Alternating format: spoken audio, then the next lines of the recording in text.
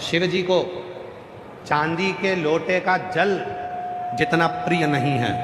सुनी थी कथा आप लोगों ने? किस किसने सुनी थी? हाथ उठाओ जरा। आप सबको बताया था।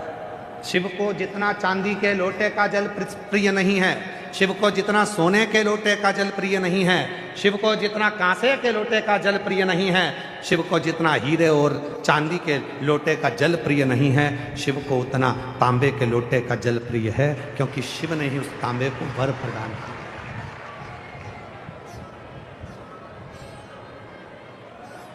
और कोई तुमसे कह दे सावन का महीना और श्रावण के महीने की ये प्रथम शिव महापुराण की कथा, बड़े भावों से प्रथम दिवस अपने दिल से बाबा से अपने मन की बात कहिएगा। विश्वास के साथ में ये सावन का महीना मिला है। इस सावन के महीने में जितना जितना शिव की भक्ति कर सकते हो उतनी करो। कावड़ देखिए आप लोगों ने, ये कावड़, इसमें दो तो पानी के कलश रहते हैं, दो पानी के लोटे रहते हैं, भक्ति की डोरी बंदी होती है, और एक बांबू, एक बांस लगा रहता है। इसमें मूलतः डंडे का प्रयोग में बांस का प्रयोग किया जाता है। इसमें मूलतः इस कावड़ में डंडे की प्रयोग की जगह बांस का, बांबू का। इधर छत्तीसगढ़ में क्या बोलते हैं? बांस बोलते हो, बांबू बोलते हो? बांस। महाराष्ट्र में बांबू बोलते हैं इसको, बांबू। मूलतः प्रयोग होता। अब जब हम इस कावड़ में अगर देखें तो सबसे मुख्य अगर कुछ होता है कावड़ ले जाने में तो वो बांबू होता है, बांस होता है। और बांबू का जो पेड़ होता है, बांस जो होता है, उसमें थोड़ी दूर तक अच्छा रहता है, फिर गठान आ जाती है, फिर थोड़ी दूर तक अच्छा रहता है, फिर गांठ आती है, फिर थोड़ी दूर तक अच्छा रहता है, फिर गांठ आती है। बोलो देखा कि नहीं देखा आप लोगों ने? बांबू में जगह जगह पर गांठ आती रहती है और बांबू अंदर से पोला रहता है। कोई कोई बांबू, कोई कोई बांस ठोस भी होता, पर कितना भी ठोस हो बांस, उसके अंदर थोड़ा ना थोड़ा पोलापन रहता ही रहता।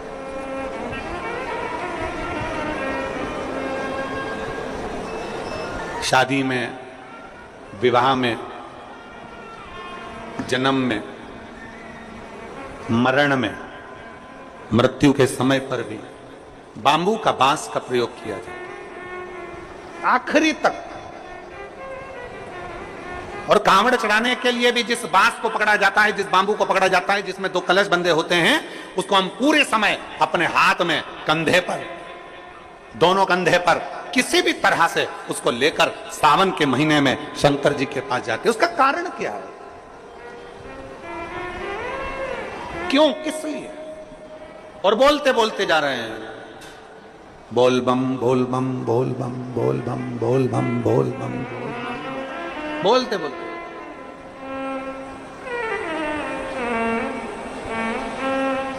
एक श्रीमद् भागवत कथा सुनी आप लोगों ने? जम के बोलो जरा, जम के। सबने सुनी है भागवत जी? भागवत जी में एक प्रसंग आता है कि धुंधकारी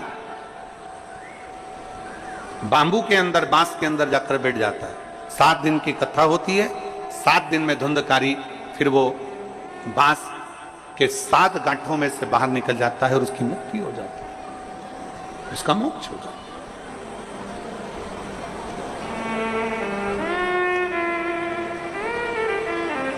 एक बांस कंधे पर लिया, 2 लोटे, 2 कलश उसमें बंधे, और उसको हमने पकड़कर बोल बम बोल बम बोल बम बोल बम बोलते बोलते बोलते चल।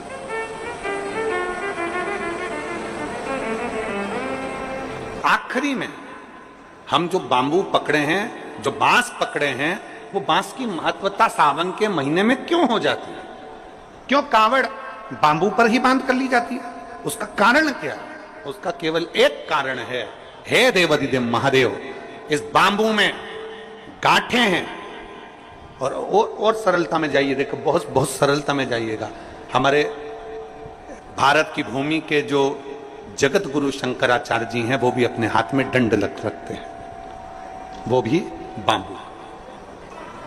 वो भी बांबू, वो भी बांस।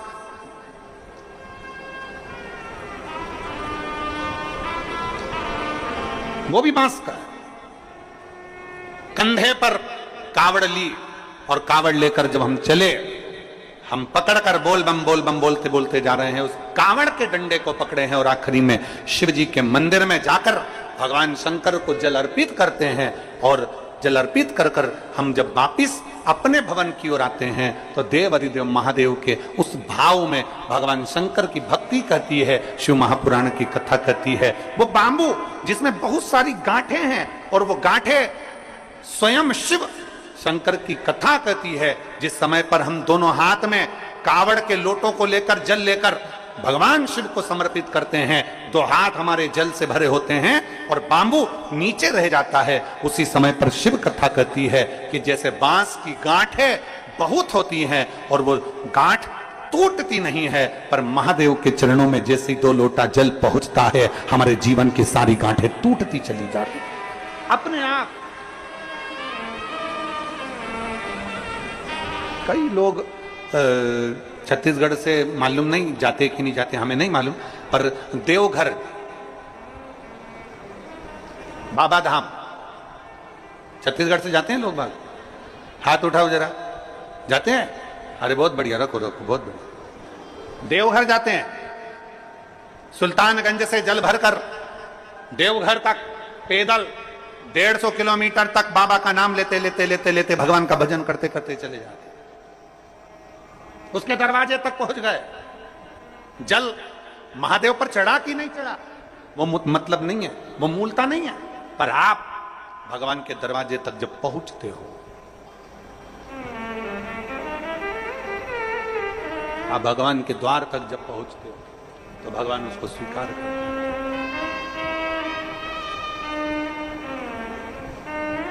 पहुंचते हैं हम उसके दरवाजे तक जब पहुंचेंगे तो सुख का अनुभव अपने आप।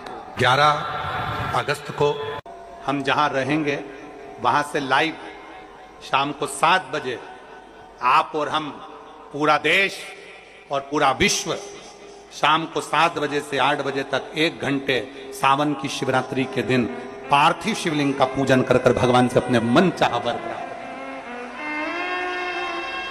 इसमें क्या क्या सामान चढ़ेगा वो आप लोग लिख लीजिए, जो नहीं लिख पाएंगे उनको बाद में आस्था चैनल के माध्यम से टीवी पर उसको प्रसारित कर दिया जाएगा।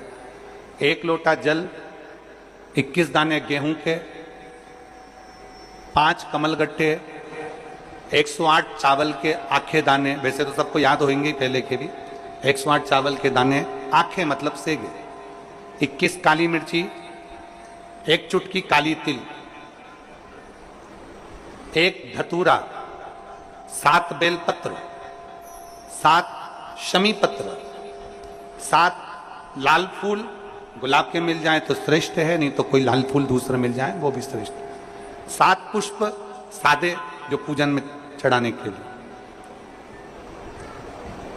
दूध, दही, शहद, घी, शक्कर, इत्र, गंगाजल, चंदन, 3 गोल सुपारी, पूजन वाली सुपारी, रोली, मोली, अभीर, मोली मतलब लच्छा नाड़ा बांधने वाला, अभीर, गुलाल, पीला चंदन, चावल पूजन के लिए, कपूर, 2 दीपक घी के, 1 जलाकर रखने के लिए, 1 आरती करने के लिए, 2 जनेऊ, 1 गणेश जी के लिए, 1 शिव जी के लिए, लौंग, इलायची, पान के पत्ते,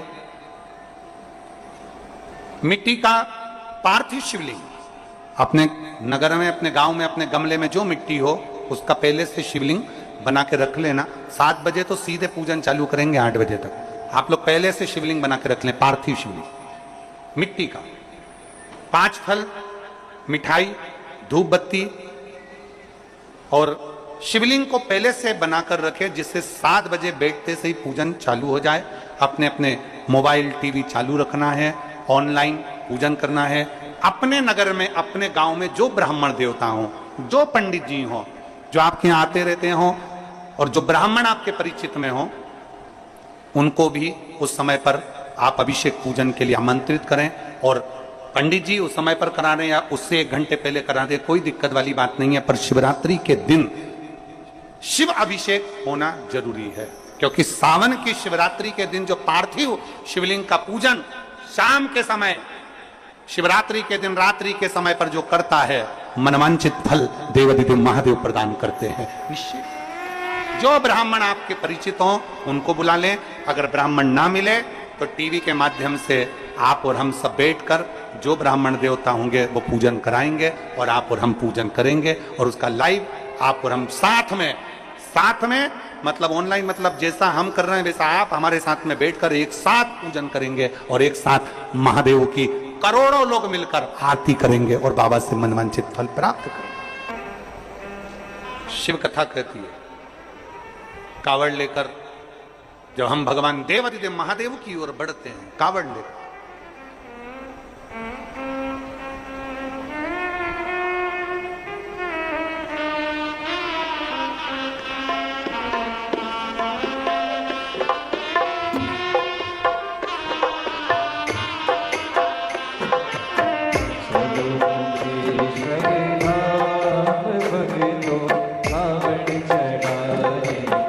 चलो कुबेश्वर धाम चल कर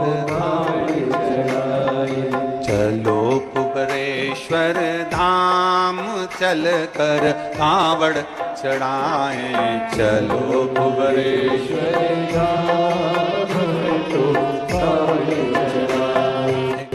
कावड़ चढ़ाए मेरे भोले को रिझाए, कावड़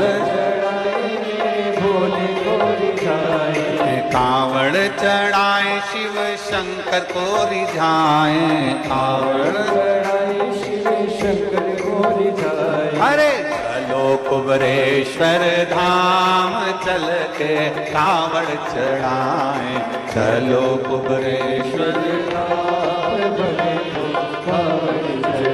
चलो चलिए कुबेश्वर धाम चल के कावड़ चढ़ा, चलो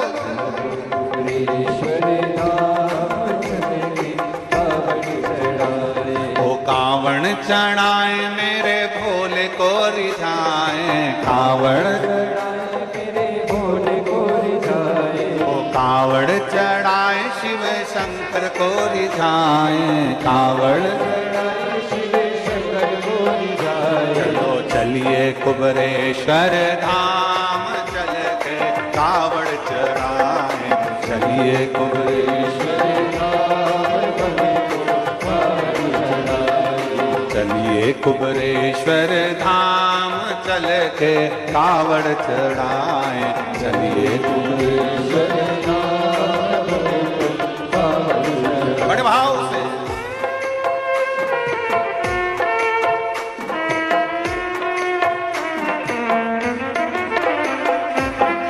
पहली कावड़ माता गौरा चढ़ाई, पहली कावड़ माता गौरा चढ़ाई, पहली कावड़ माता गौरा चढ़ाई, पहली कावड़ माता गौरा चढ़ाई, ओ गौरा चढ़ाई भोले बाबा को रिझाई, गौरा चढ़ाई भोले बाबा को रिझाई, गौरा चढ़ाई शिव शंकर को रिझाई, गौरा चढ़ाई शिव शंकर को रिझाई। चलो चलिए कुबेश्वर धाम चल के कावड़ चढ़ाए, चलिए कुबेश्वर धाम भक्तों कावड़ चढ़ाए, चलिए कुबेश्वर धाम चल के कावड़ चढ़ाए, चलिए कुबेश्वर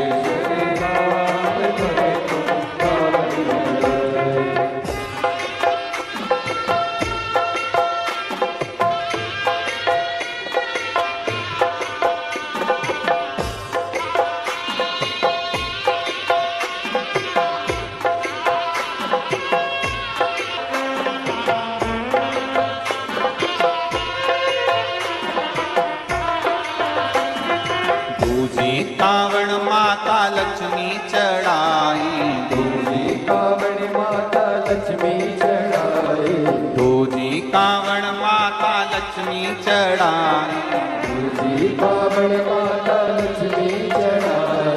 लक्ष्मी चढ़ाई नारायण को पाई, लक्ष्मी लक्ष्मी चढ़ाई नारायण को पाई, चलो चलिए कुबरेश्वर धाम चल के कावड़ चढ़ाए, चलिए कुबरेश्वर धाम चलो चलिए कुबरेश्वर धाम चल के कावड़ चढ़ाए, चलिए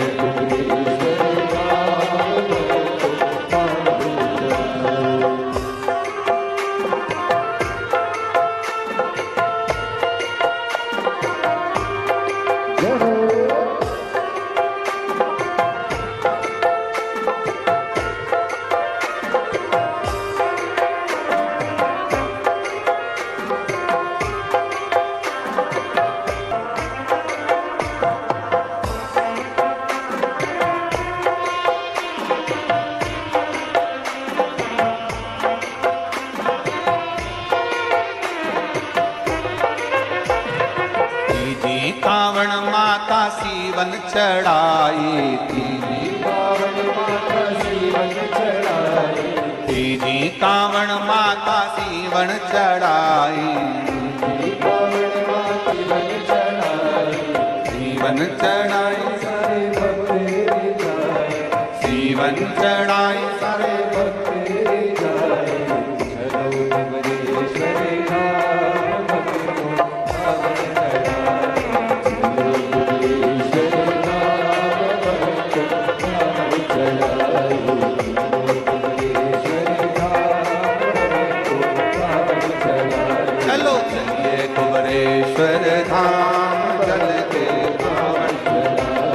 कावड़ चढ़ाए, चल के कावड़ चढ़ाए, चल के कावड़ चढ़ाए, चल के कावड़ चढ़ाए, चलो चलिए कावड़ चढ़ाए, चल के हार हार। अपने स्थान पर बैठकर भगवान शिव जी से अपने मन की बात, सावन का महीना और श्रावण के महीने की ये प्रथम शिव महापुराण की कथा, बड़े भावों से प्रथम दिवस अपने दिल से बाबा से अपने मन की बात कहिएगा, भाव से दिल से बाबा से प्रार्थना। जहां जगह मिले वहां बैठकर,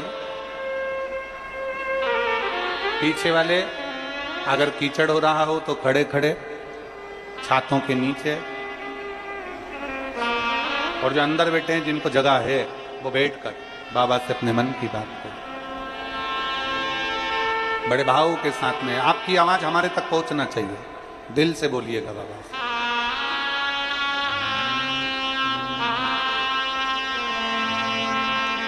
श्री शिवाय नमस्तु, श्री शिवाय नमस्तु,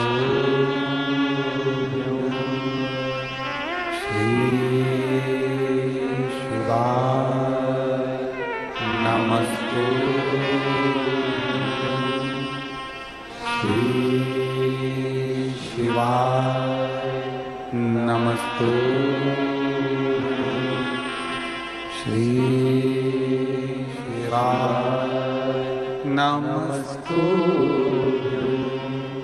भोला सब दुख काटो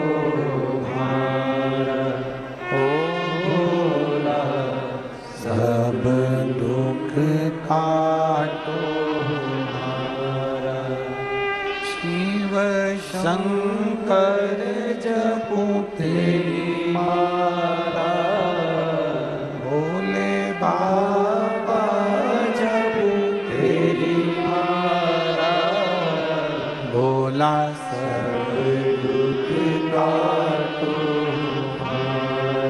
ओ भोला सब दुख काटो, वेश मंगलकारी, वेश मंगलकारी, शमशान वाली शमशान वासी ओ भोला सब दुख काटो ओ भोला सब दुख काटो। भगवान देवाधिदेव महादेव भगवान शिव की कथा कहती है। बहुत विश्वास के साथ में ये सावन का महीना मिला है। इस सावन के महीने में जितना जितना शिव की भक्ति कर सकते हो उतनी करो। आस्था चैनल के माध्यम से, फेसबुक यूट्यूब के माध्यम से जितने शिव भक्त भगवान शिव की अविरल भक्ति को सावन के महीने में धारण कर रहे हैं, वो एक विश्वास के साथ,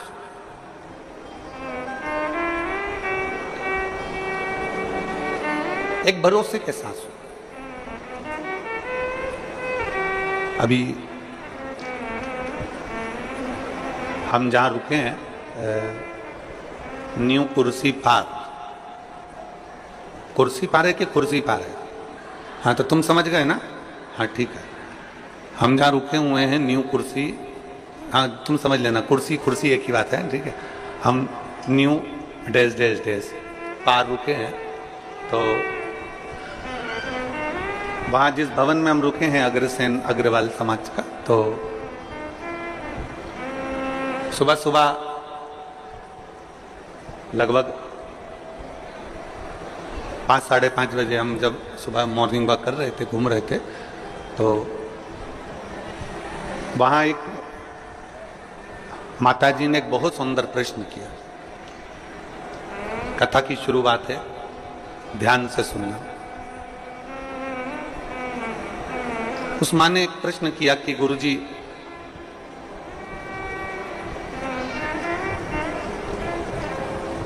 हम एक संस्था से जुड़े हैं और वो संस्था कहती है कि भगवान शंकर की पूजन मत करो, मूर्ति पूजन मत करो, शिव जी को जल मत चढ़ाओ, शंकर जी को अभिषेक मत करो, मूर्ति पूजन बंद करो। क्यों मूर्ति की पूजन करो? हम उस माता जी के पूरे शब्द सुनते जा रहे थे और अपना वो हाल में घूमते जा रहे थे। गुरुजी, हम जिससे जुड़े हुए हैं वो बोलते हैं कि मूर्ति पूजन मत करो, आप कहते हो कि शंकर जी को एक लोटा जल चढ़ाओ। हम जिनसे जुड़े हैं वो कहते हैं कि मूर्ति बाहर निकाल दो, घर से बाहर कर दो मूर्ति को, मूर्ति एक भी घर में नहीं होना चाहिए, और जितना बन सके उतना ध्यान लगाकर बैठे रहो भगवान का, भगवान तुमको मिलेंगे। मूर्ति बात।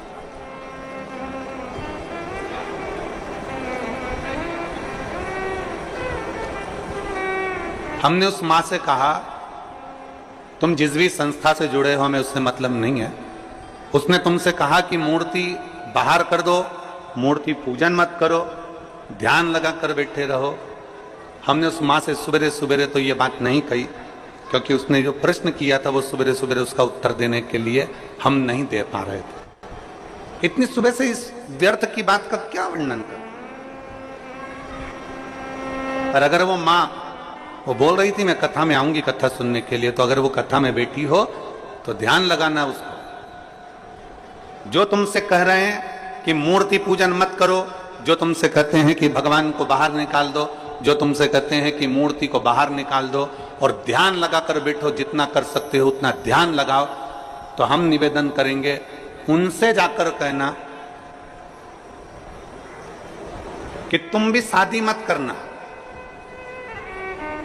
बच्चे मत करना, ध्यान लगाकर बैठ जाना कि मेरी लुगाई आई, मेरी पत्नी आई, हमारी शादी हो गई, हमारे 4 बच्चे हो गए, 2 5वीं में पढ़ रहे, 2 6 में पढ़ रहे। बस ऐसा ध्यान लगाकर बैठ जा।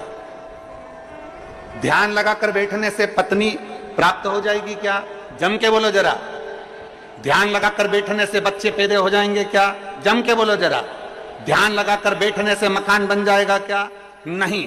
ध्यान लगाकर बैठने से तुम ध्यान लगा लो मकान बन गया, 4 मंजिल का बन गया, अटैच लेट बाथ लग गया, पलंग लग गया, सोफा लग गया, तो क्या मकान बन जाएगा? नहीं। उसके लिए तुम्हें ध्यान से हटकर थोड़ी परिश्रम करना पड़ेगा, तब मकान बन पाएगा। थोड़ा परिश्रम करना पड़ेगा तब जाकर कोई कार्य हो पाएगा। थोड़ा परिश्रम करना पड़ेगा, तब तुम आगे बढ़ पाओगे। ध्यान रखना, जो कहते हैं कि मूर्ति पूजन मत करो, हम उनसे कहते हैं एक बार मेरे शंकर भगवान पे लोटा भर के जल चढ़ाकर देख, तू खुद अपने आप मूर्ति पूजन में लीन होता चला, अपने आप लीन होगा। कोई लेट बनता है, कोई जल्दी बनता है। शिव को जल चढ़ाने वाला एक दिन सेठ जरूर बनता है, सेठ जरूर बनेगा। थोड़ा समय लग सकता है, थोड़ा समय लगेगा। एक पत्र है,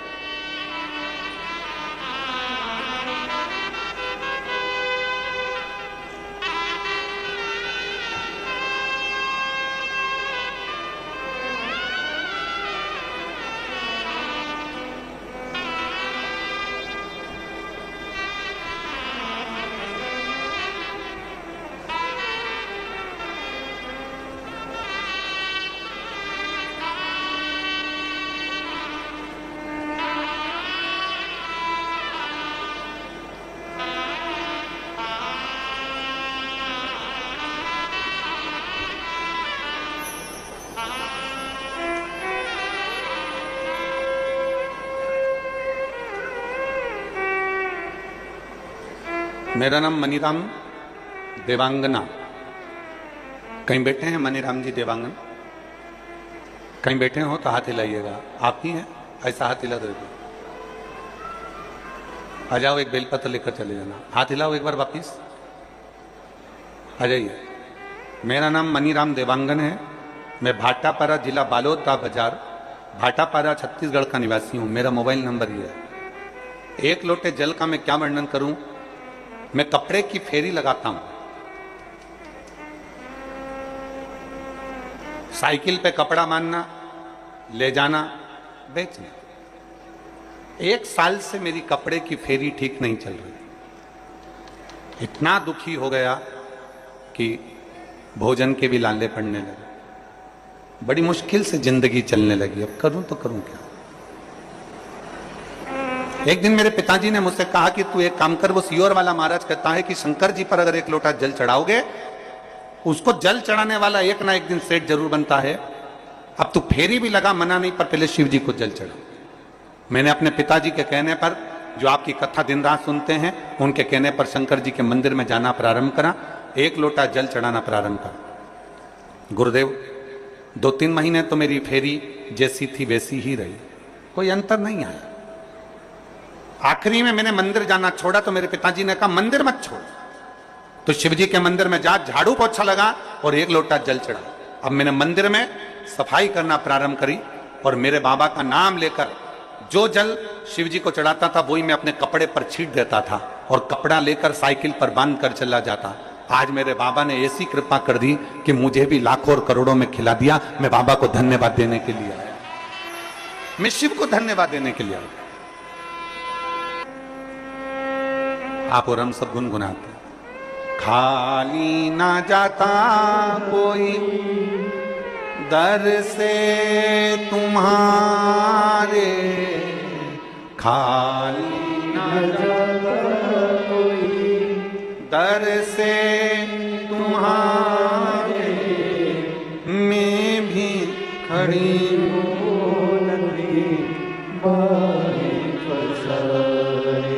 अपने हृदय से लगा लो, गिरा जा रहा हूँ, उठा लो भोले अपने दर से, अब तो ना टालो, गिरी जा रही हूँ, उठा। कोई लेट बनता है, कोई जल्दी बनता है, पर शिव को जल चढ़ाने वाला एक दिन सेठ। थोड़ा समय लग सकता है, थोड़ा समय लगेगा, थोड़ा समय लग सकता है, पर यदि तुम्हारा विश्वास पक्का है, यदि तुम्हारा भरोसा पक्का है, यदि तुम्हारी दृढ़ता पक्की है, आपका भरोसा यदि पक्का है, विश्वास यदि पक्का है, हम तो कहेंगे कबाड़ा बेचने वाला हो, फल का ठेला लगाने वाला हो, पान की दुकान लगाने वाला हो, चाहे छोटे से छोटा काम करने वाला व्यक्ति भी हो, और अगर वो शंकर जी के मंदिर में जाकर एक लोटा जल चढ़ा रहा है, सफाई कर रहा है, तो ये विश्वास मानना 2 महीना, 3 महीना, 4 महीना, 6 महीना, 1 साल इंतजार जरूर करना। मेरा बाबा तुम्हारा वो जल चढ़ाने वाला हाथ एक दिन पकड़ लेगा और तुमको खींच कर आगे बढ़ा ही देगा, ये निश्चित है। थोड़ा समय लग सकता है,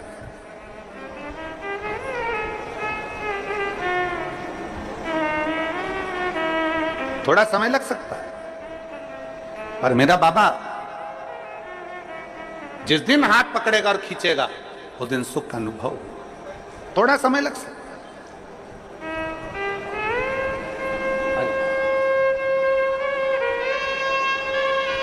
एक विश्वास, साइकिल पे कपड़ा बांध कर बेचने वाले के लिए भी शंकर ऐसी अविरल भक्ति पैदा कर दिया कि उस बच्चे ने लिखा है कि मुझे भंडार भरकर इतना दे दिया मेरे बाबा ने कि मुझे कमी।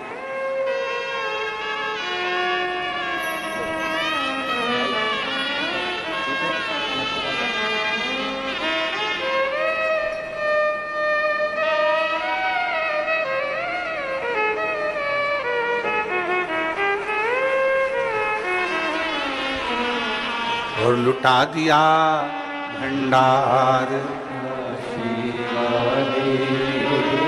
कर दिया मान। अपने भरोसे को बढ़ाना है हमको, अपने विश्वास को बढ़ाना है हमको। सावन के महीने में हमें कुछ नहीं करना, बस इतना ही करना है कि हमारा विश्वास कितना शंकर के प्रति जा सकता है।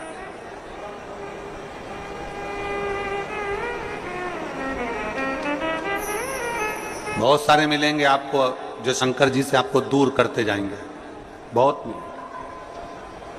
पर मेरा निवेदन, आपके घर के पास, आपके नगर में, आपके खेड़े में, आपके मोहल्ले में, आपके क्षेत्र में जहां शिव का मंदिर है वहां रोज जाओ, एक लोटा जल लेकर शिव के पास जरूर जाओ।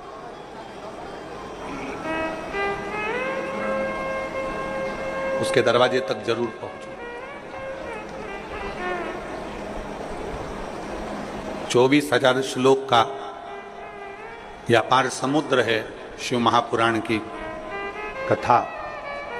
12 संहिताओं में इसको बांट दिया गया है और 24,000 श्लोक की इस अपार समुद्र में से आप और हम बैठकर केवल 1-2 मोती निकाल पाएंगे, और उस मोती को भी अगर हमने अपने पास में रख लिया तो समझ लो कि हमारी जिंदगी सार्थक हो गई। ज्यादा हम नहीं निकाल पाए। शिव महापुराण में से मात्र 1-2 मोती, 7 दिन की कथा में से हमको वो अनमोल मोती निकालना है। वो मोती हमारी जिंदगी की सार्थकता को उत्पन्न करे। और जिसने 2 मोती निकाल लिए उसका जीवन सार्थक।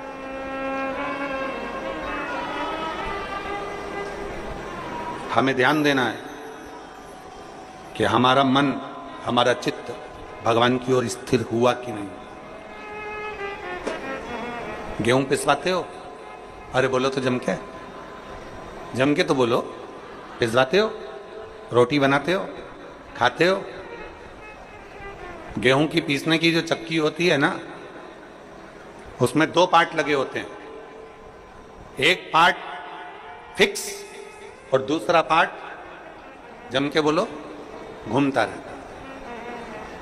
चक्की का जो एक पार्ट होता है वो एकदम फिक्स होता है, एकदम जमा हुआ होता है, दूसरा पार्ट घूमता रहता है, तब जाकर वो गेहूं चावल पिसाता है।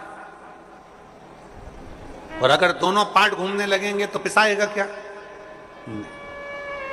चक्की का एक पार्ट स्थिर है और दूसरा पार्ट घूम रहा है। उसी तरह इस शरीर के भी 2 पार्ट हैं, एक मन, दूसरा ये शरीर। शिव महापुराण की कथा कहती है मन को शंकर के चरणों में स्थिर रख लो और ये शरीर घूमने दो, परमात्मा को मिलने में देरी नहीं लग सकती। मन स्थिर रखो।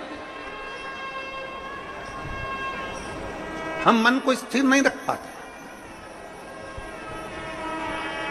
हम मन को जिस दिन स्थिर रख लेंगे, हम मन को जिस दिन पकड़ लेंगे, हम जिस दिन मन को अपनी स्थिरता में लाकर खड़ा कर देंगे, जिस दिन हमने मन की स्थिरता को निश्चित कर दिया, जिस दिन हमने मन को स्थिर कर दिया, फिर ये शरीर कहीं पर भी जाए, ये शरीर कहीं पर भी पहुंचे, अगर मन स्थिर हो गया तो फिर शरीर भी इधर उधर नहीं जा सकता। मन की स्थिरता।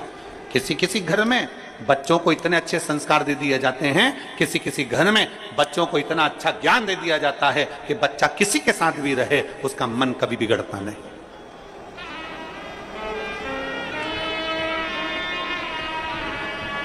वो बच्चा कभी नहीं बिगड़ता।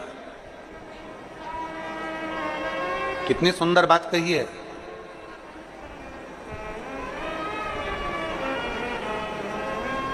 कैकेयी मंथरा अयोध्या में रहने के बाद भी नहीं सुधरे,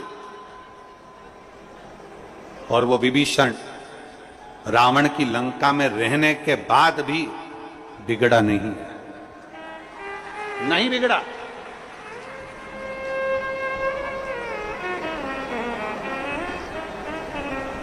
वो लंकापति रावण की लंका में रहने वाला वो विभीषण भगवान की विरल भक्ति में डूबा रहा, और उस मंथरा को इतना समझाया गया, मंथरा को इतना इतना कहा गया, कैकेयी को इतना समझाया गया, माता कैकेयी से इतना इतना कहा गया, पर वो सुधरने को तैयार नहीं, वो संवरने को तैयार।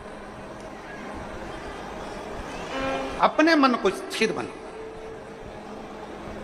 आपके बच्चों को बाल्यावस्था में जो संस्कार दिया जाए वो संस्कार इतना प्रबल होना चाहिए कि हमारे बच्चे, ये उसका शरीर, हमारे बच्चों का शरीर, हमारे बच्चे कहीं पर भी रहें, ये शरीर उसका कहीं पर भी रहे, मित्र कोई भी बने, दोस्त कोई भी बने, कहीं पर भी जाए, कहीं पर भी बैठे, किसी भी होटल में जाए, कहीं पर भी बैठे, पर तुम्हारे घर के संस्कार की मूलता इतनी प्रबल होना चाहिए, तुम्हारे बच्चों का मन इतना स्थिर होना चाहिए कि नहीं, मेरे पापा के संस्कार ऐसे हैं, मेरी मम्मी के संस्कार ऐसे हैं, मेरी महतारी के संस्कार ऐसे हैं, मेरे पिता के संस्कार ऐसे हैं, मैं अपने पिता को धोखा नहीं दे सकता, मैं अपनी माँ को धोखा नहीं दे सकती, मैं गलत जगह पर भटक नहीं सकती, मैं गलत जगह पर जा नहीं सकती। ये हमारे मन की स्थिरता बताए।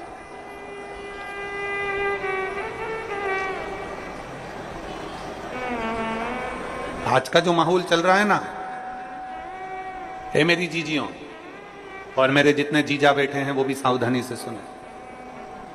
आज का जो माहौल चल रहा है, मोबाइल का नेटवर्क मालूम पड़ जाता है कि कहां है, मोबाइल का नेटवर्क मालूम पड़ जाता है कि कहां है, पर घर के बच्चों का नेटवर्क मालूम नहीं पड़ पाता कि वो कहां है। हमारे बेटे का नेटवर्क कहां चल रहा है, हमारी बेटी का नेटवर्क कहां चल रहा है, हमारी बेटा का नेटवर्क कहां तक है, हमारी बेटी का नेटवर्क कहां तक है, हमारे बच्चों का नेटवर्क कहां तक है, किसकी संगत में, कौन दोस्त, कौन सहेली कहां जा रही है, कहां ले जा रही है, कहां बैठ रही है।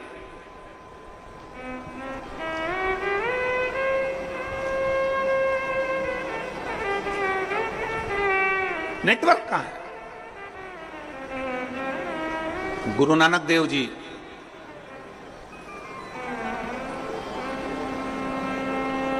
संतों के सिरमौर,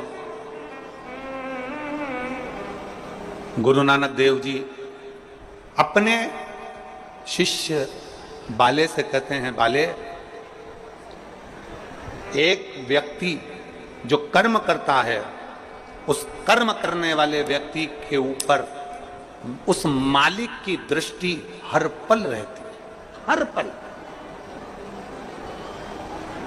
जैसे आज की भाषा में कहें कि दुनिया के लोग कहीं पर भी रहें, वो सोचते हैं कि हमने जो करा वो परमात्मा ने नहीं देखा, हमने जो किया वो भगवान ने नहीं देखा, हम पुण्य करते हैं तो सारी दुनिया में डोंडी पीट देते हैं, और हम पाप करते हैं तो किसी से नहीं कहते, छुपा लेते हैं, उसको लगता है कि मैंने किसी से नहीं कहा। गुरु नानक देव जी कहते हैं, बाले, हमारे एक एक कर्म पर हमारे ईश्वर की, उस परमात्मा की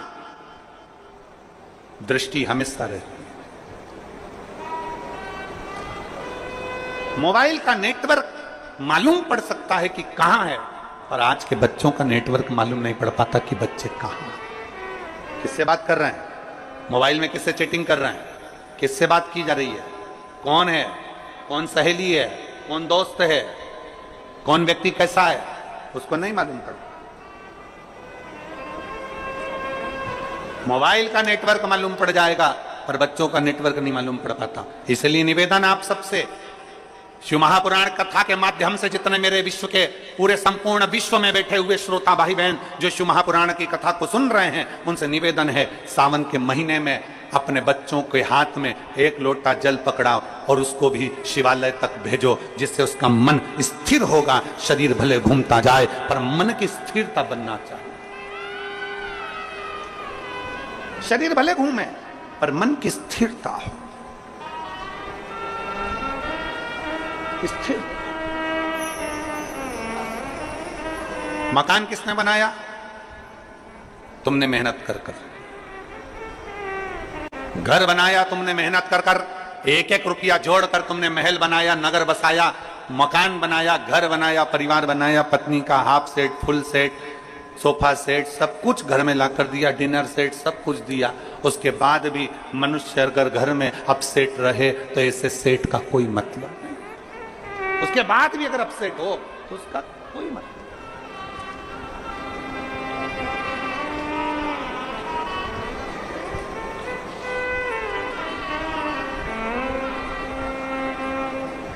शादी में अभी हम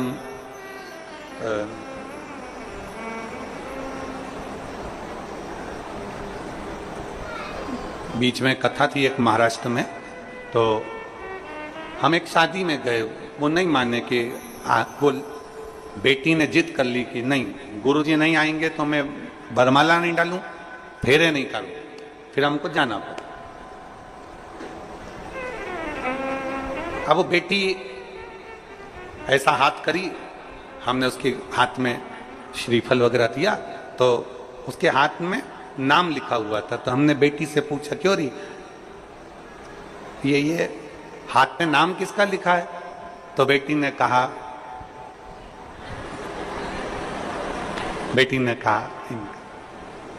मैंने पूछा, बेटा ये नाम किसका लिखा है? तो के मेरे पति का। अच्छा। तो हमने कहा कि ये तुमने हाथ पे नाम क्यों लिखवाया? तो वो बोली कि मैंने जब मेहंदी मंडवा रही थी तो मेरी जो चाची जी हैं वो बोली कि हाथ में अगर पति का नाम रहता है तो पति मुट्ठी में रहता है।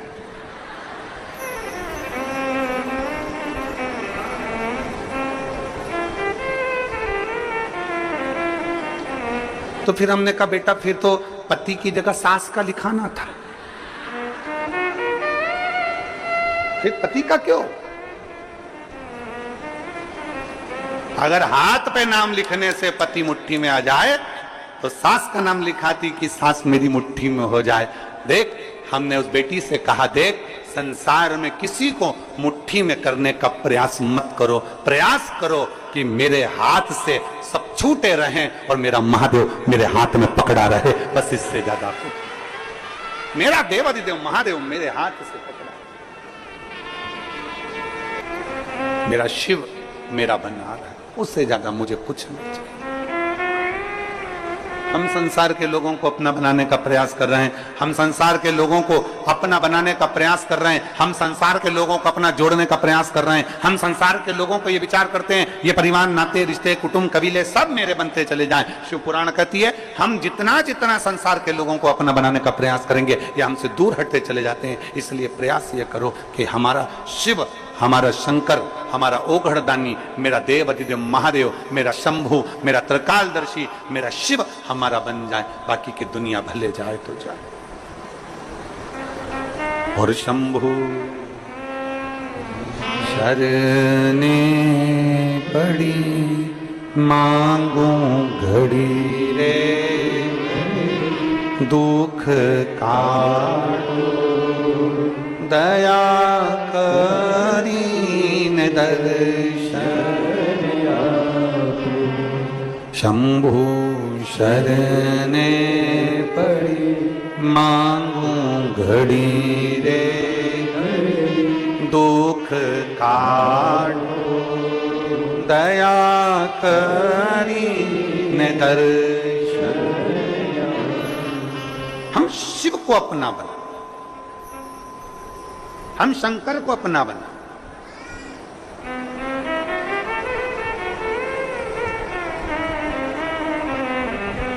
हाथ पर नहीं, दिल पर हमारे शिव का नाम अंकित कर ले। श्री शिवाय नमस्तुभ्यम जब हमने अंकित कर लिया तो हमारे हर पल, हर घड़ी, हर क्षण, हर श्वास में शिव रमेगा। सावन के महीने में विश्वास के साथ में जो हम भगवान की कावड़ लेकर जाते हैं, उसमें जो डंडा लगा होता है वो बांबू का होता है, उसमें भी गांठें होती है, वो गांठें खुल जाती है। कहते हैं शिव के नजदीक जैसे जैसे पहुंचते हैं वैसे वैसे हमारी जिंदगी की गांठें खुलती चली जाती। शिव महापुराण में एक देवराज नाम का ब्राह्मण,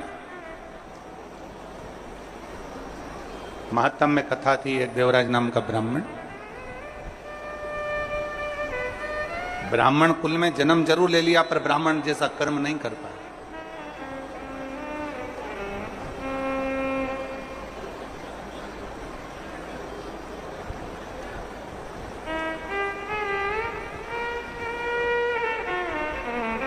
एक व्यसन,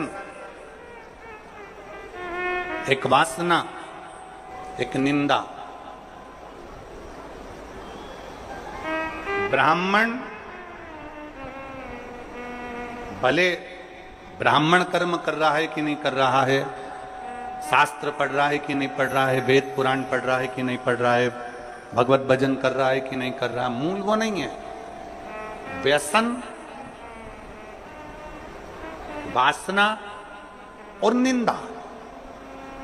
ब्राह्मण अगर ये तीन चीजों से दूर है, कौन कौन सी तीन चीजें, जम के बोलो जरा। पहले नंबर पर है व्यसन। कोई गलत व्यसन में तो नहीं पड़ा है, मांस मदिरा गलत चीज, कोई बहुत मालूम पड़े व्यसन में डूबा रहता हो तो ऐसा ब्राह्मण की मूलता नहीं। व्यसन, वासना, पर स्त्री को मां के तुल्य देखे, पर कन्या को बेटी के तुल्य देखे, उसके नेत्रों में कहीं वासना ना हो। एक व्यसन, दूसरा वासना और तीसरे नंबर पर है निंदा। अगर कोई ब्राह्मण के कुल में जन्मा है और वो निंदा से दूर है, बुराई से दूर है, किसी की निंदा नहीं करता, किसी के लिए अपशब्द नहीं बोलता, वो ये मान लेता है कि ये संपूर्ण ब्रह्मांड, संपूर्ण सृष्टि उस परमात्मा ने रची है, इसमें अच्छे लोग भी हैं तो बुरे लोग भी हैं, तो निंदा करने से कौन सा लाभ मिलेगा। तीन चीजें अगर ब्राह्मण के पास में है, एक व्यसन से दूर, दूसरा वासना से दूर, तीसरा निंदा से दूर अगर कोई ब्राह्मण है तो समझ लेना वो सारे वेद और पुराण का शास्त्री है, वो मर्मज्ञ। उसने भले वेद पढ़े कि नहीं पढ़े, शास्त्र पढ़े कि नहीं पढ़े, पुराण पढ़े कि नहीं पढ़े, मालूम नहीं। उसने कभी पूजन करी कि नहीं, पता नहीं। उसने कभी मंत्र जाप किया कि नहीं, पता नहीं। उसने कभी संध्या करी कि नहीं, पता नहीं। पर जो ब्राह्मण व्यसन से, वासना से और निंदा से दूर रहता है, समझ लेना वो ब्राह्मण वेद और पढ़े हुए, शास्त्र पढ़े हुए ब्राह्मण के तुल्य होता है। व्यसन से दूर रहे, वासना से दूर रहे और निंदा से दूर।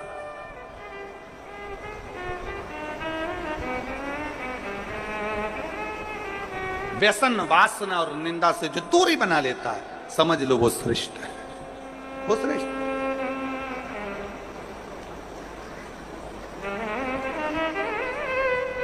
आज के जमाने में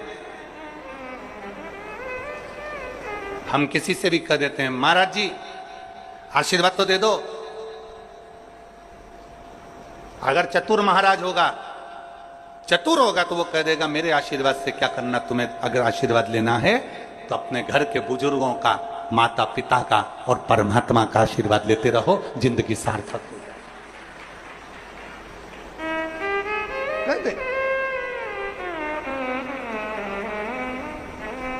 व्यसन में डूबा हुआ कितना बड़ा भी विद्वान क्यों ना हो, कितना बड़ा भी वेद पाठी क्यों ना हो, कितना बड़ा भी शास्त्रों का मर्मज्ञ जानने वाला क्यों ना हो, अगर व्यसन में डूबा है तो वो श्रेष्ठ नहीं।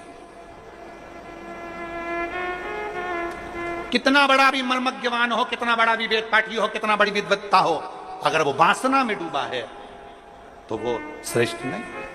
लंकाधिपति रावण के पास में इतनी विद्वत्ता थी, इतना विद्वान था, इतना ज्ञानी था, इतना ज्ञानी था, इतनी विद्वत्ता लंकाधिपति रावण के पास में थी, कि सारे मंत्र, सारी साधना, सारे तप, सब कुछ लंकाधिपति रावण जानता था। पर व्यसन में भी रावण डूबा रहा, वासना में भी रावण डूबा रहा, और निंदा में भी रावण डूबा रहा। इसलिए कोई दिया जलाने वाला नहीं बचा, समाप्त हो गया संपूर्ण। आप भले वेद ना पढ़िए, आप भले शास्त्र ना पढ़िए, आप बड़े मर्मज्ञ मत बनिए, आप बड़े विद्वान मत बनिए, पर ब्राह्मण के 3 लक्षण अगर आपके अंतर्गत हैं, आप व्यसन से दूर हो, आप वासना से दूर हो, आप निंदा से दूर हो। किसी की निंदा आपके मुख पर नहीं आती, किसी की बुराई आपके मुख पर नहीं आती। समझ लेना कि कहीं ना कहीं आप शंकर का एक रूप धरकर पृथ्वी पर आए हो, कहीं ना कहीं राम का एक रूप रखकर आप मृत्यु लोक में आए हो। कहीं मेरे कृष्ण ने आप पर कृपा करी तो कहीं अपने अंश को भूमि पर भेज दिया। अगर इन 3 चीजों से आप दूर हो, आपकी भक्ति, आपका विश्वास, आपकी दृढ़ता, बराबर। एक पत्र है,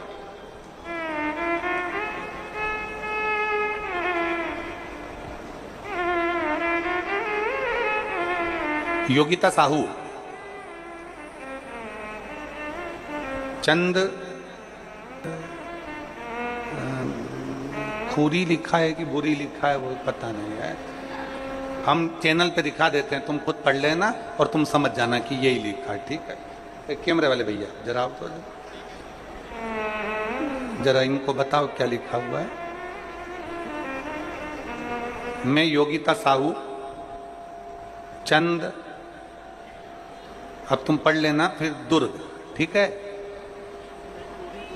खुरी खुरी, हाँ चंद खुरी, हाँ ठीक है समझ गए। हर हर महादेव। मैं योगिता साहू चंदखुरी दुर्ग से, कहीं बैठी हो तो हाथ हिला सकती हैं। योगिता साहू कहीं बैठी हैं चंदखुरी से तो हाथ हिला सकती हैं।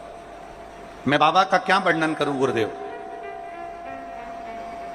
कहीं बैठी हो और अगर बच्चे को लाई हो, इधर बैठी हैं क्या, बच्चे को लाई हो तो लेकर आ सकती हैं, लिया। मैं भोले बाबा का क्या वर्णन करूं गुरुदेव।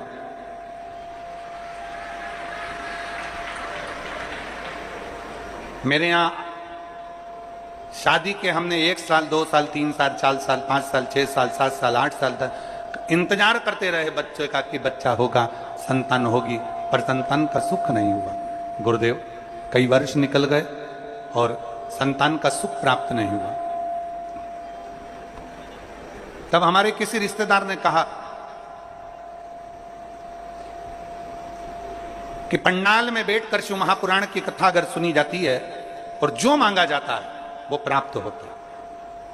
हमने विचार करा अब हमें कहां शिव महापुराण की कथा सुनने को मिलेगी, वो सीहोर वाला बाबा तो इतनी दूर दूर कथा करने जाता है, हमारे क्षेत्र में कहां कथा करने आए। तभी हमें सूचना मिली कि भिलाई में कथा होने वाली थी। उस समय पर हम भिलाई की कथा को सुने, लॉकडाउन का समय, हमने भिलाई की कथा को सुना, पंडाल में बैठकर बाबा से विनती करी और बाबा ने ऐसी कृपा करी गुरुदेव कि बाबा की कृपा से 8 साल के बाद मेरे घर में बाबा ने संतान का सुख दिया है। मैं बाबा को यहां प्रणाम करने के लिए 8 वर्ष के बाद मुझे मेरे बाबा ने संतान दिया। गुरुदेव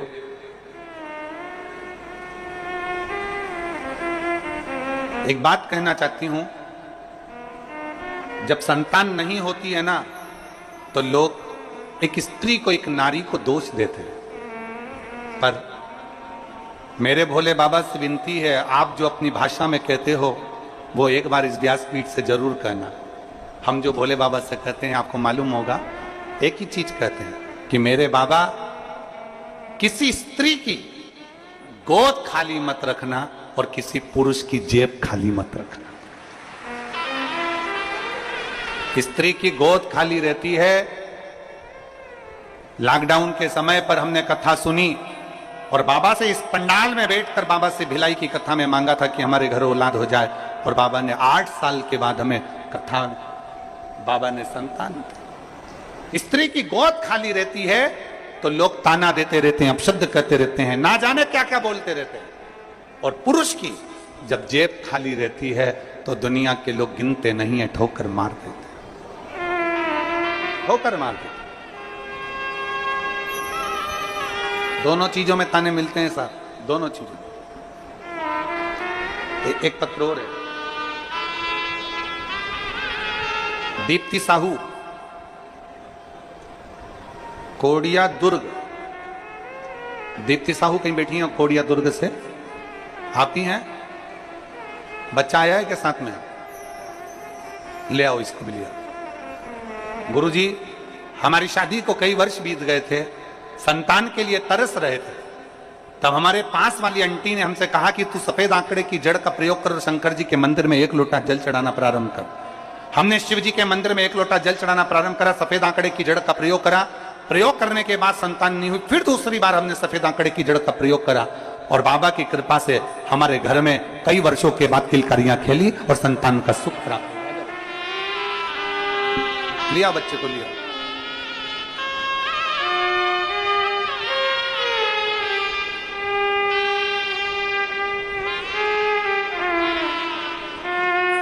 प्रणाम करो, प्रणाम करो। शंभू, शंभू,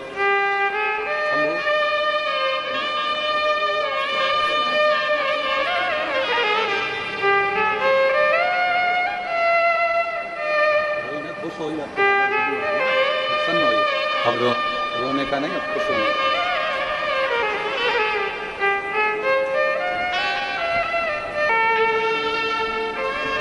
और खाली ना जाता कोई दर से तुम्हारे, खाली ना जाता कोई दर से तुम्हारे, मैं भी खड़ी हूँ नन्ही बाहें पसारे, अपने से लगा लो, गिरा जा रहा हो, उठा लो, उठा लो।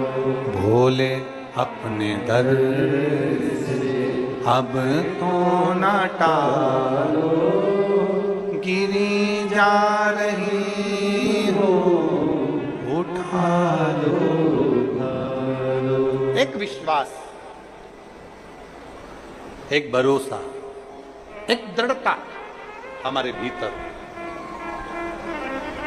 हम गलत कर्मों से दूर हों, गलत व्यसन से दूर हों, गलत चीजों से दूर हों, गलत सोच से दूर हों, गलत विचार से दूर हों, तो शिव क्यों ना मिले? फिर शंकर क्यों ना मिले? मिलता।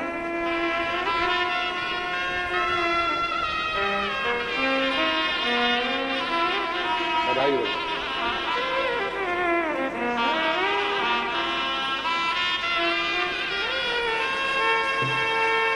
शंभू, शंभू,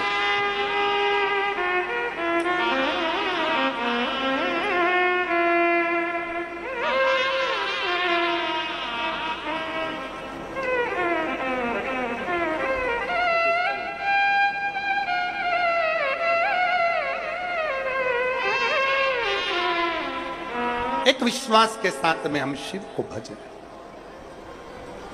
सावन के महीने में हमें केवल इतना ही करना है कि अपने अंदर शंकर जी के प्रति विश्वास जागृत करना, शिव के प्रति एक भरोसा जागृत करना। फिर आपको कुछ नहीं करना है। हमने पहले भी कहा,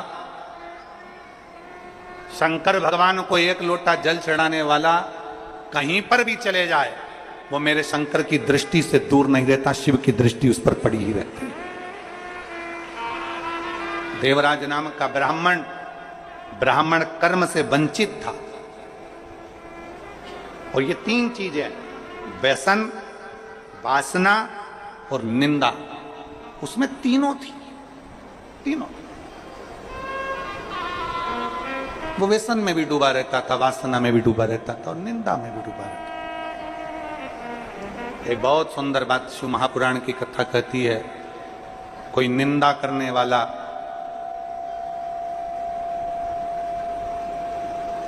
कितने भी वेद और पुराण और शास्त्रों का वाचन कर ले, उसके मुख से सुनी हुई पुराण कथा भी हमारे जीवन का कल्याण नहीं कर पाती।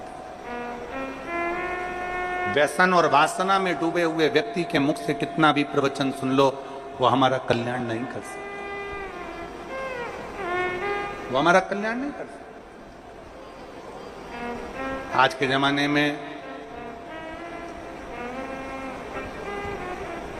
डुप्लीकेट ना जाने कितने सारे बाबाओं का ढेर लगा पड़ा हुआ है। सावधानी की बहुत जरूरत है, बहुत जरूरत। फिर निवेदन है, पानी पियो छान और गुरु करो जान। नहीं तो आज के जमाने में गुरु फिरे बाजार में, हमसे दीक्षा ले, नरक पड़ो चाहे स्वर्ग जाओ, माल हम ही को देओ। आज का जमाना ऐसा हो गया। आज के जमाने में तुम्हारे को कोई नहीं कहेगा कि तुम्हारा उद्धार हो रहा है कि नहीं हो रहा, कल्याण हो रहा है कि नहीं हो रहा, अविरल भक्ति प्राप्त हो रही कि नहीं हो रही, भजन मिल रहा है कि नहीं मिल रहा, स्मरण मिल रहा है कि नहीं मिल रहा, मंत्र जाप, नाम जाप, कीर्तन, शिव नाम, भगवान की भक्ति में डूब रहे कि नहीं डूब रहे, कोई मतलब। आप अपनी भक्ति में डूबने का प्रयास करो। अभी गुरु पूर्णिमा महोत्सव में गुरु महादेव शिव महापुराण की कथा में कहा था, इंसान को गुरु बनाने से पहले अपने अंदर एक विश्वास प्रकट कर कर शंकर भगवान के शिवलिंग को छूते हुए ईश्वर को अपना गुरु बनाने का प्रयास करो, क्योंकि इंसान कब गड़बड़ कर जाए पता नहीं, पर ईश्वर कभी गड़बड़ी नहीं करता। वो जो रचता है वो श्रेष्ठ ही रचता है। माया सबको भरमाती है, माया किसको नहीं पकड़ती। एक चेला और एक गुरुजी जा रहे थे, नदी में बहाव था। चेले ने गुरुजी से कहा, गुरुजी एक कम्मल बह रहा है। कम्मल जिसको लोग रात्रि को सोते हैं ओढ़कर, कम्मल बह रहा है पानी में। गुरुजी ने कहा कहाँ है? वो देखो वो पानी में बह रहा है। गुरुजी ने कहा कम्मल तो अच्छा। चेला कहने लगा, गुरुजी जाऊं कम्मल लेने? गुरुजी ने कहा मत जा बेटा, कम्मल लेने के लिए क्या करना, अपने पास कम्मल की ढेरी लगी हुई है, क्या करेगा कम्मल ला के? नहीं गुरुजी, कम्मल लेने तो जाऊंगा। गुरु का कहना चेले ने नहीं माना, नदी में कूद गया, कम्मल लेने के लिए गया। जैसे कम्मल लेने के लिए वो गया, कम्मल लेकर आने लगा, कम्मल पकड़ लिया। उसको नहीं मालूम था कि ये कम्मल नहीं है, ये तो कोई भालू पानी में बह रहा था। तो भालू ने उस शिष्य को पकड़ लिया, अब वो छोड़ नहीं रहा। गुरुजी घाट पे से चिल्ला रहे, बेटा कम्मल छोड़ दे। शिष्य चिल्लाकर कह रहा है, गुरुजी मैंने तो कम्मल को छोड़ दिया, पर कम्मल मुझे नहीं छोड़ रहा है। तो भालू ने पकड़ लिया, मैंने कम्मल को छोड़ दिया पर कम्मल मुझे नहीं छोड़ रहा है। बस यही संसार है। इस संसार में माया जब पकड़ती है तो किसी को नहीं छोड़ती है, चाहे वो कोई भी हो। इसलिए शिव पुराण कहती है, पार्वती जी ने शिव जी को गुरु बनाया था, गणेश जी ने शिव जी को गुरु बनाया था, नंदी ने शिव जी को गुरु बनाया था, लक्ष्मी जी ने शिव जी को गुरु बनाया था, नारायण ने शिव जी को गुरु बनाया था। सारे देवताओं का क्रम उठाकर देख लिए, सबने महादेव को गुरु बनाया। तो हम भी हमारे देवादिदेव महादेव का मात्र स्पर्श कर कर उसको गुरु बना सकते। शिव को स्पर्श करो, शिव का स्मरण करो।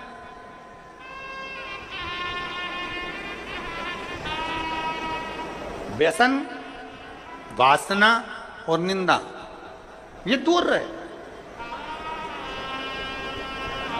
और कितना कितना छत्तीसगढ़ पुलिस, छत्तीसगढ़ शासन की जो पुलिस है, वो तो निरंतर कई सालों से एक अभियान चलाती आ रही है, व्यसन मुक्त, नशा मुक्त, नशे से मुक्त। शायद भारत की संपूर्ण प्रदेशों में से केवल एक छत्तीसगढ़ की पुलिस एक ऐसी होगी जो यह अभियान चलाती है कि हमारा प्रदेश, हमारा देश नशे से मुक्त हो। एक बार जोरदार ताली बजाओ छत्तीसगढ़ पुलिस के लिए, साधु होता है, नशे से मुक्त हो। और शिव महापुराण भी यही कर रही है। आज के दुनिया के लोग कह देते हैं शंकर भगवान तो भांग का नशा करते हैं, शंकर भगवान गांजे का नशा करते हैं, शंकर भगवान चिलम पीते हैं, भगवान शंकर ऐसा करते हैं। दुनिया के लोगों की दृष्टि गड़बड़ हो गई है, दुनिया के लोगों की सोच गड़बड़ हो गई है। शंकर भगवान को दुनिया के लोग केवल बदनाम करने में लगे हुए हैं, इसलिए उनके जो फोटो बना दिए वो गांजा पीते हुए बना दिया, उनके फोटो बना दिए चिलम पीते हुए बना दिया, उनका फोटो बना दिया लोटे में भांग पीता हुआ बना दिया। अरे मेरे देव अधिदेव महादेव ना कभी गांजा पीते हैं ना कभी भांग पीते हैं। मेरे महादेव तो नशे से मुक्त रहने की सलाह देते हैं कि नशे से मुक्त रहिए, नशे से मुक्त। ये तो दुनिया की दृष्टि गलत है ना, जिसकी गलत दृष्टि होती है ना उसी को गलत दिखता है। रोड पे गाय ज्यादा हो जाती है तो दुनिया के लोग कहते कितनी आवारा गाय घूम रही है। अरे आवारा तेरी आंख हो गई जो तुझे गौमाता भी आवारा नजर आ रही है, आवारा तेरे नेत्र हो गए इसलिए तुझे गौमाता आवारा नजर आ रही है। याद रखना, हमारी दृष्टि जैसी होती है सामने की सृष्टि वैसी नजर आती है। नीला चश्मा लगाओगे तो नीला दिखेगा, काला लगाओगे तो काला दिखेगा, पीला चश्मा लगाओगे तो पीला दिखेगा, गुलाबी लगाओगे तो गुलाबी दिखेगा। जैसा चश्मा आंखों में चढ़ा रहेगा वैसा दिखेगा। हम जैसे हैं वैसे हमको सब नजर आते हैं। गौ माता कभी आवारा नहीं होती, हमारी दृष्टि आवारा हो गई। दूध निकाला छोड़ दिया, रोडों पर फिर रही है, कचरा खा रही है, पॉलीथीन खा रही है और उसकी दशा बिगड़ रही है। कहीं से तो गुजारा करेगी, कहीं से तो पेट भरेगी गौ माता। वो आवारा नहीं है, आवारा हमारी दृष्टि है।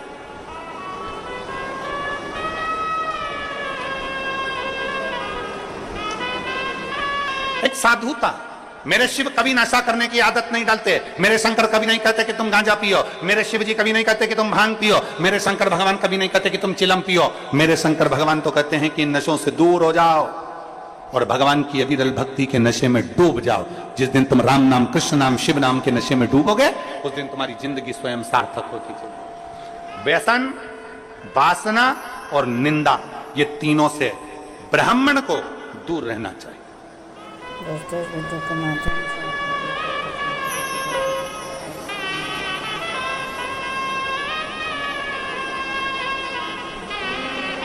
कई लोग कहते हैं ब्राह्मण की पहचान होती है यज्ञोपवीत से, कई लोग कहते हैं ब्राह्मण की पहचान होती है तिलक से, कई लोग कहते हैं ब्राह्मण की पहचान होती है शिखा से।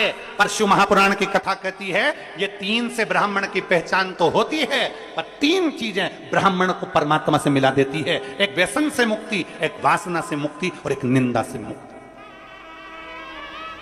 ये तीन चीजें परमात्मा से मिला, व्यसन, वासना और निंदा, ये दूर हो जाती। पर देवराज नामक का ब्राह्मण व्यसन से दूरी नहीं बना सका।